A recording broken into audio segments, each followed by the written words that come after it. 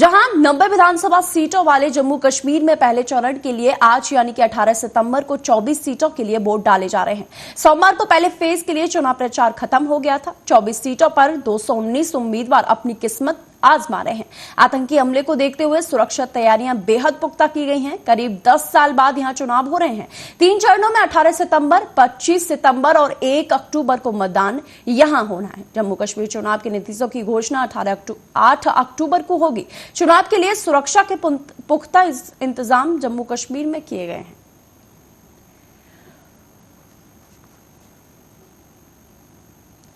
वहीं कांग्रेस नेता अजय माकन ने लोकसभा में नेता प्रतिपक्ष और कांग्रेस नेता राहुल गांधी पर की गई टिप्पणी को लेकर भाजपा नेता और केंद्रीय मंत्री रवनीत सिंह बिट्टू के खिलाफ तुगलक रोड पुलिस स्टेशन में शिकायत दर्ज कराई है। उन्होंने कहा कि भाजपा के एक नेता ने दिल्ली में पिछले सप्ताह एक तरह से राहुल गांधी को जान से मारने की धमकी दी थी, जब उन्होंने कहा था कि राहुल गांधी संभल जाओ वरना आपकी भी हाल ऐसा ही होगा जो आपकी दादी का हुआ था। आज हमने पुलिस में शिकायत दर्ज की है, इनके खिलाफ सख्त से सख्त कार्रवाई की जाएगी।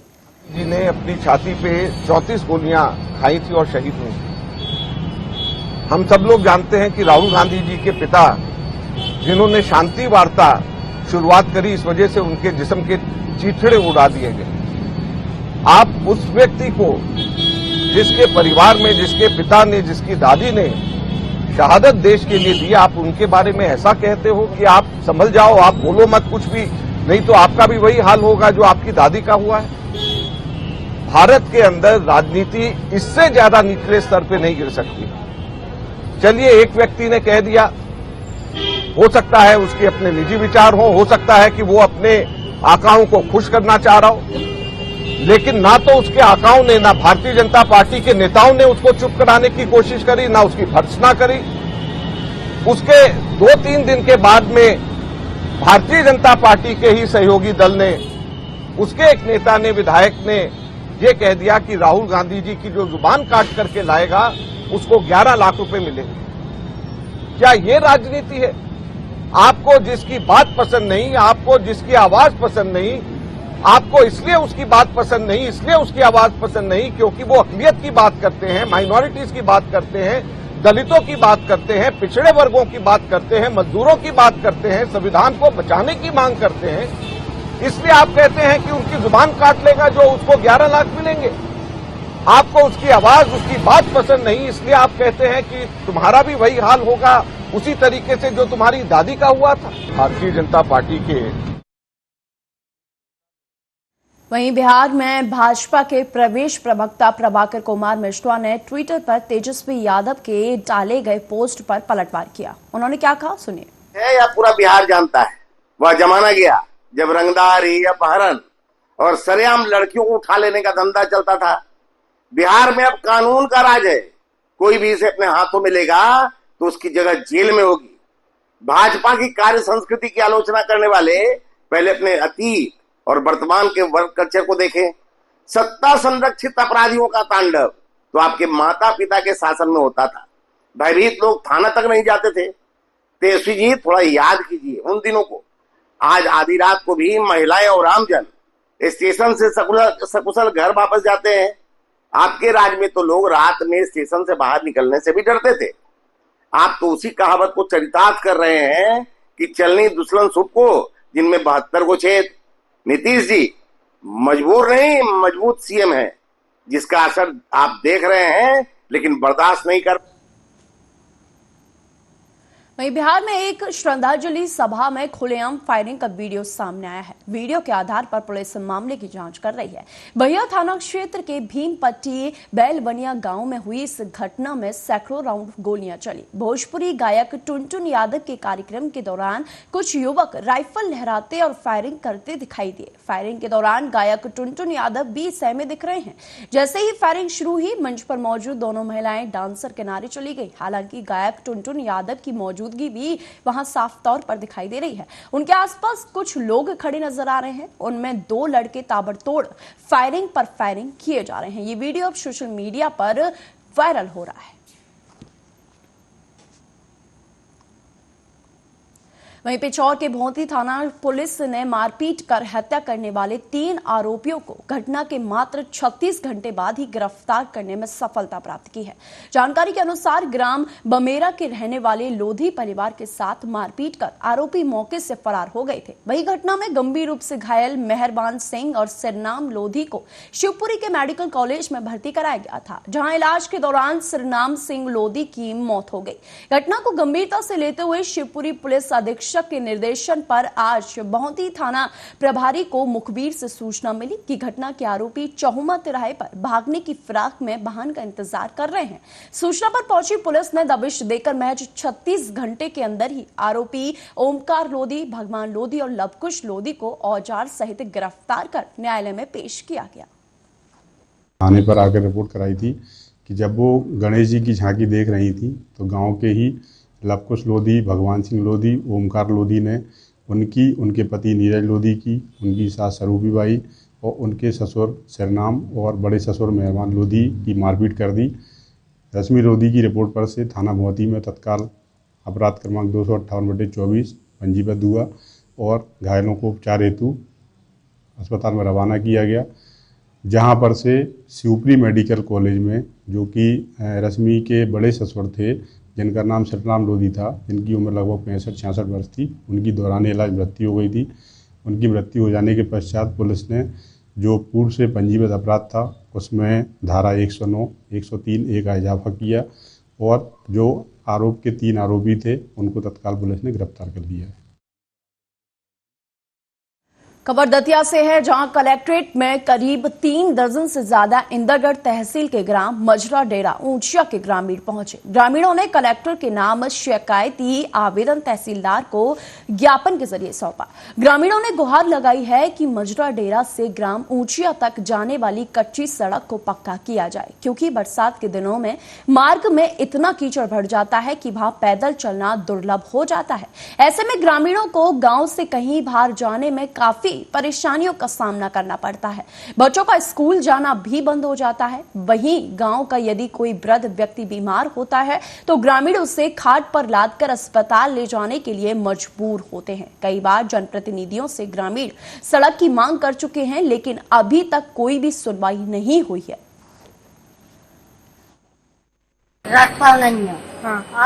नदी गरी कड़वी को गेल नहीं कितने ले जाऊं बाल बच्चों जो मजला डीरा से 3 किलोमीटर मजला डीरा। अच्छा कैसे आई अम्मा? ट्रैक्टर ले गया है गांव में से ट्रैक्टर कर ले आए देखिए दादा रास्ता नहीं है। हां 8 बात नदी गरी कड़वी को गेल नहीं कितने ले जाऊं वगैरह तो हमारे बहुत गुजर गए, उनने रास्ता नहीं बनवा पाया, कच्ची रास्ता है, आने जाने बहुत परेशानी है। तकलीफ हो जाए तो को बाहर नहीं आने इलाज के लिए नहीं आ पाता है। रास्ता नहीं है। हाँ 8 बात नदी गरी।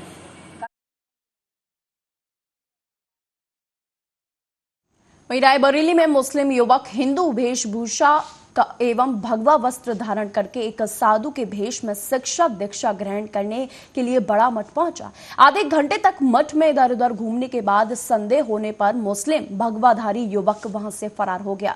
आपको बता दें कि पुलिस प्रशासन में इस घटना के बाद सूचना मिलने के बाद हड़कंप मचा हुआ है। मामला डलमऊ कोतवाली क्षेत्र के अंतर्गत स्थित बड़ा मठ का है, जहां रात करीब 8 बजे एक 35 वर्षीय युवक साधु के भेष में मठ पहुंचा और उसने कहा कि महाराष्ट्र के साधु संतों ने हमें मठ में शिक्षा दीक्षा ग्रहण करने के लिए भेजा है। मठ की परंपरा के अनुसार उसे रात का भोजन कराया गया। भोजन करने के बाद भगवाधारी मुस्लिम युवक मठ के परिसर में इधर उधर घूमता हुआ नजर आया। भगवाधारी युवक के दाहिने हाथ में रुद्राक्ष की माला और बाएं हाथ में एक टैटू बना हुआ था। मठ के स्वामी को संदेह होने पर जब उसका आधार कार्ड और ड्राइविंग लाइसेंस मांगा गया तो ड्राइविंग लाइसेंस में उसका नाम सलीम और पता जम्मू कश्मीर लिखा हुआ पाया गया। इसके बाद मठ के स्वामी का संदेह और गहरा हुआ। उन्होंने तुरंत इसकी सूचना पुलिस को दी, लेकिन जब तक पुलिस पहुंचती तब तक भगवाधारी मुस्लिम युवक मौके से फरार हो गया था। लगभग 8 बजे व्यक्ति आया और गेट पर आवाज दिया, जिसके कारण हम लोगों के विद्यार्थी को भेजा और गेट खोला गया। उसमें साहिल नाम का एक व्यक्ति अंदर प्रवेश किया और साधु वेश होने के कारण हम लोगों ने उसको जलपान भोजनाद की व्यवस्था किया। जब रहने के लिए पूछा गया कहाँ से आए, तब बताया कि महाराष्ट्र से हम आए हैं और यहाँ शिक्षा ग्रहण करना चाहते हैं। तब हम लोगों ने आधार कार्ड, अन्य ड्राइविंग लाइसेंस आज उससे मांग किया, तो आधार कार्ड उसके बाद मिला नहीं, परंतु ड्राइविंग लाइसेंस जब मिला उसमें प्रमाणित हस्ताक्षर नहीं थे, लेकिन नाम उसमें साहिल लिखा हुआ था। तो इस तरीके से हम लोगों को कुछ थोड़ा संदिग्ध मालूम पड़ा। उसके बाद चीत हाव भाव से हम लोगों ने कोतवाली को सूचना दिए, और तत्काल तो नहीं, लेकिन सूचना देते ही तो किसी प्रकार के हम बाहर से झोले से कुछ लेके आते हैं आपको दिखाने इत्यादि करके, और फिर वो चकमा दे के फरार हो गया। सर पैदल था कि किसी वाहन से था? नहीं, अब बाहर तो किसी प्रकार कोई वाहन नहीं दिखाई पड़ा जी। लग तो रहा था कि पैदल ही आया है, क्योंकि ट्रेन में की कोई टिकट उसको प्राप्त नहीं हुआ। जी। इसकी सूचना सर कोतवाली में दी गई? हाँ, इसको लिखित सूचना कोतवाली में दी गई, और हम चाहते हैं कि इस पर उचित। वहीं हमारे साथ इस खबर पर तमाम जानकारी के लिए रायबरेली से ओम शंकर शुक्ला जी जुड़ रहे हैं। ओम शंकर जी, ये जो युवक है ये बड़ा मठ पहुंचा, जिसने भगवा जो वस्त्र धारण कर लोगों को ठगी की जो है फिराक में नजर आ रहा था, तो क्या है ये मामला पूरा और क्या जांच पड़ताल में अभी तक जो है वो सामने निकल कर आया है?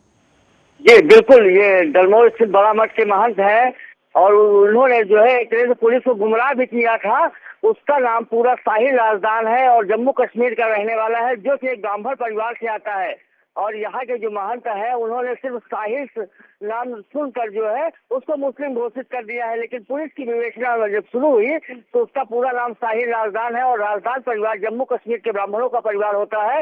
इस वजह से जो है अब जो मठ के महंत हैं इनके खिलाफ भी कानूनी कार्रवाई हो सकती है, क्योंकि जिस तरह से इन्होंने पुलिस को गुमराह किया है और पूरे जिले में एक हड़कंप मचा रहा, तो निश्चित एक जो है इनके खिलाफ भी विधिक कार्रवाई होगी। ओम शंकर जी, ये जो व्यक्ति है तो कुछ अभी तक जो आशंका निकलकर सामने आई हो कि किस तरीके से इसका बिहेव नजर आया, क्या ये फिराक में था वहां पे? ये देर रात जो है 15 तारीख की रात 8 बजे की घटना है। ये युवक मठ जाता है और अपने आप को बताता है कि महाराष्ट्र के कुछ संतों ने मुझे भेजा है इस मठ में, और हमें शिक्षा दीक्षा ग्रहण करनी है। मठ से भी जैसा भी उनकी परंपरा है उनको भोजन कराते हैं, उसके बाद उसका ड्राइविंग लाइसेंस और आधार चेक करते हैं, तो उसमें साहिल समझ कर ये लोग उसको मुस्लिम घोषित कर देते हैं और पूरे जिले में हड़कंप मच जाता है। लेकिन जब पुलिस की विवेचना जैसे आगे बढ़ी तो उसका पूरा नाम साहिल राजदान निकला, और साहिल राजदान जो परिवार होता है वो जम्मू कश्मीर के ब्राह्मणों का परिवार होता है। तो निश्चित जिस तरह इस मठ के लोगों ने जो है महंतों ने पुलिस को भी गुमराह किया है, साथ साथ यहाँ के लोकल जो जनता है उनको भी गुमराह किया है, पुलिस अब उनके खिलाफ भी कानूनी कार्रवाई करने की तैयारी में है। ओम शंकर शुक्ला जी, तमाम जानकारी के लिए आपका बहुत बहुत धन्यवाद। बढ़ते अगली खबर की ओर, जहां विदिशा से श्रद्धा से पितरों को याद करने, उनका तर्पण और श्राद्ध करने का पखवाड़ा पितृ पक्ष आज यानी कि 18 सितंबर से शुरू हो चुका है। बड़ी संख्या में लोग बेतवा नदी के बड़ वाले घाट पर पहुंच रहे हैं और अपने पितरों को याद करके तर्पण कर रहे हैं। अश्विनी मास के कृष्ण पक्ष के 15 दिन पितृ पक्ष के नाम से जाने जाते हैं। 15 दिनों में लोग अपने पितरों को जल देते हैं तथा उनकी मृत्यु तिथि पर उनका श्राद्ध करते हैं। पितरों का ऋण श्राद्धों द्वारा चुकाया जाता है। पितृपक्ष श्राद्धों के लिए निश्चित 15 तिथियों का एक समूह है। वर्ष के किसी भी माह तथा तिथि में स्वर्गवासी हुए पितरों के लिए पितृपक्ष में उसी तिथि को उनका श्राद्ध किया जाता है। ये श्राद्ध पक्ष प्रारंभ हो गया आज से जो है पितरों के लिए, जो हमारे माता पिता जो चले जाते, स्वर्गवासी हो जाते, दादा दादी पितृ जो बन जाते हैं, उनके तर्पण किया जाता। सनातन धर्म में सबसे बड़ी पद्धति है, कुशा से जल दिया जाता है और तिली डाली जाती है। कुशा में भगवान के प्राण हैं, उसी से तर्पण किया जाता है ताकि जो है हमको आशीर्वाद प्राप्त करें। जिनकी हम संतान है उनको याद तो करना चाहिए। 16 दिन जो है तर्पण की विधि है, 16 दिन पितरों को याद किया जाता है, माता पिता को सबको याद किया जाता है। अगर जो लोग गया चले जाते हैं तो उनके लिए भी है गया जाने के बाद भी जो श्राद्ध करना चाहिए। गया जाने के बाद श्राद्ध बहुत जरूरी है। शाजापुर के ग्राम टुकराना में डॉक्टर भीमराव अंबेडकर की प्रतिमा को क्षतिग्रस्त करने के मामले में अंबेडकर वादियों ने पुलिस अधीक्षक को कार्यवाही के लिए ज्ञापन सौंपा। वहीं मामले को 24 घंटे गुजरने के बाद भी कोई कार्रवाई नहीं होने पर अंबेडकर वादी सामाजिक कार्यकर्ताओं ने डॉक्टर भीमराव अंबेडकर पार्क लाल घाटी में बैठकर मामले में सामाजिक चर्चा की और घटना को लेकर पुलिस प्रशासन से इस सुस्त रवैया के खिलाफ जो है उन्होंने नाराजगी जाहिर करते हुए कार्यकर्ता पुलिस अधीक्षक कार्यालय पहुंचे, जहां पुलिस अधीक्षक के नाम एसएसपी को ज्ञापन देकर जल्द से जल्द कार्रवाई करवाने की मांग की। वहीं छतरपुर जिले के बमीठा थाना क्षेत्र के देवगांव टोल प्लाजा पर NHAI के प्रोजेक्ट मैनेजर के वाहन चालक के साथ अज्ञात युवकों द्वारा मारपीट किए जाने की घटना सामने आई है। पीड़ित का कहना है कि आरोपी युवक भाजपा के कार्यकर्ता हैं, जो उसके ऊपर भाजपा की सदस्यता लेने का दबाव बना रहे थे और जब उसने सदस्यता लेने से मना किया तो उनके द्वारा उसके ऊपर मारपीट की गई। पीड़ित की शिकायत पर बमीठा थाना में अज्ञात के विरुद्ध प्रकरण व्रत कर मामले की जांच शुरू की गई। पंडित मानवेंद्र सिंह ने बताया है कि वह देवगांव टोल प्लाजा के प्रोजेक्ट मैनेजर का वाहन चालक है। वह देवगांव टोल प्लाजा पर था, तभी कुछ युवक बाइक से वहां पहुंचे और स्वयं को भाजपा कार्यकर्ता बताकर उससे भाजपा की सदस्यता लेने के लिए कहा। मानवेंद्र के मुताबिक जब उसने सदस्यता लेने से मना किया तो युवकों ने उसके साथ झगड़ा करते हुए मोबाइल छीनकर उसके साथ मारपीट की घटना को अंजाम दिया गया। हमारे साथ ये हो गई, हम देवगांव टोल प्लाजा पे आए थे साहब लोगों के साथ। NHAI में मैं ड्राइवर हूँ, तो यहाँ पे मैं दुकान पे गया, वहाँ कुछ अज्ञात लोग थे। वो हमसे बोले अपना मोबाइल नंबर बताओ, हम तुमको BJP का अध्यक्ष वो सदस्य बना दे। हमने कहा भाई मेरे को नहीं बनना है, तो उनने जबरन मेरे को वहाँ पे मार दिया। मेरा मोबाइल भी ले गए वहाँ से, तो फिर मोबाइल दूर फेंक दिया। फिर इसके बाद वो बाइक से भाग गए। 4 लोग थे। कहाँ की घटना है ये, कहाँ पर हुई? यहीं देवगांव टोल प्लाजा की घटना है, प्रॉपर वहीं की।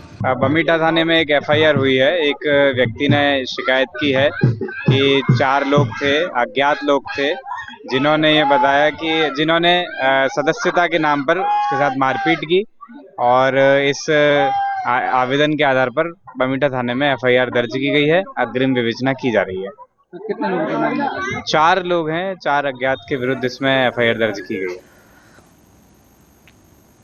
खबर लखीमपुर खीरी से है, जहां तहसील दौरहरा के बाढ़ग्रस्त ग्राम लुधौनी और मंडवा उनकी टीम पहुंची, जहां उन्होंने 1 फीट पानी में पैदल चलकर पूरे गांव का भ्रमण किया। इस दौरान उन्होंने ग्राम वासियों से उनकी कुशलता जानी और संवाद करते हुए हर संभव मदद के लिए आश्वासन दिया।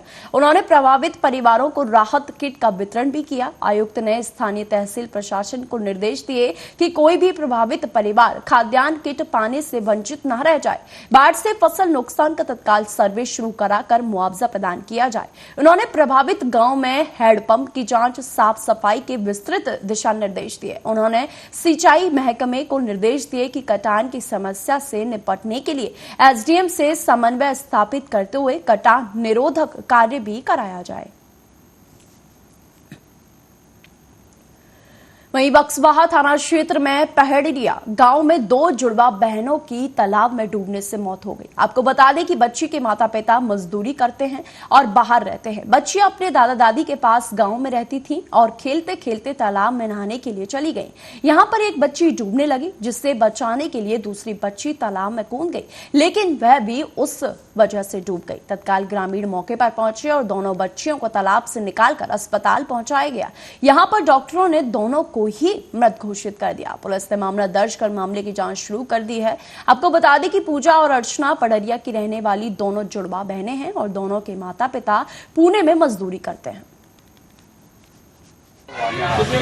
पड़रिया में तालाब में डूबने से 2 बच्चियों की मौत हुई है, क्या है पूरा मामला? ये आज 100 डल की सूचना प्राप्त हुई कि 2 बच्ची पड़रिया के पास तालाब है, वहाँ गिर के डूबने से उनकी मृत्यु हो गई है। सूचना पे तत्काल 100 डल पहुंची थी, हम भी पहुंचे थे पीछे से, तो उनको गांव वालों की मदद से निकाला गया है और यहाँ लाया गया, मर कायम किया जा रहा है। मर कायम करके बच्ची अब मौके पर खत्म हो गई थी कि अस्पताल में आके डॉक्टर ने मृत घोषित? वहीं भोजपुर जिले के उदवंत नगर थाना क्षेत्र के दरियापुर गांव स्थित पुल के समीप मंगलवार की शाम बुलेट सवार ने सड़क किनारे पूजा देख रहे एक बालक को जोरदार टक्कर मार दी।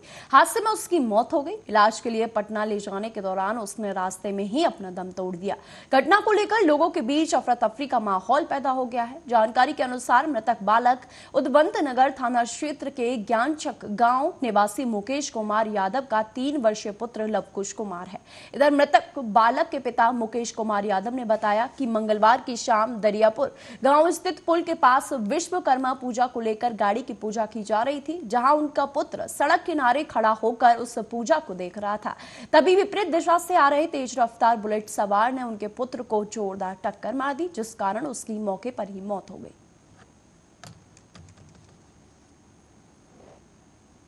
फिलहाल के बुलेटिन में सिर्फ इतना ही। देश और दुनिया की तमाम खबरों के लिए देखते रहिए आर्य न्यूज।